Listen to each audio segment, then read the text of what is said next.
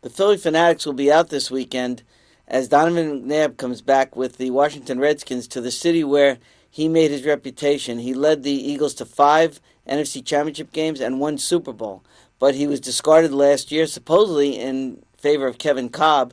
But now when he comes back, and I think he will get a pretty good greeting before the game, and then, of course, the Philadelphia fans will be rooting for him to get planted in the linked turf as the game goes on.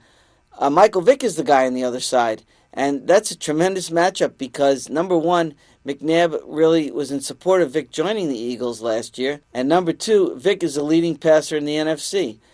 This game's going to get a lot of attention. It really will be the biggest spotlight game of the weekend, and McNabb, I think, will play pretty well, but the Eagles seem to be a much stronger team right now. Anyone who likes the good old-fashioned defensive battles, the real hard physical games, well, the game to watch is in Pittsburgh this weekend. Baltimore at Pittsburgh. The Ravens and the Steelers have become probably the most physical matchup in the league. It's a nasty rivalry now. And the Steelers are 3-0. They would love to go 4-0 before the bye week, and then Ben Roethlisberger comes back at quarterback. For the Ravens, number one, they don't want to fall 2 games behind the Steelers in the AFC North. And number two, now that their offense seems to have gotten on track last week with Anquan Boldin catching 3 touchdown passes, they match up pretty well with the Steelers.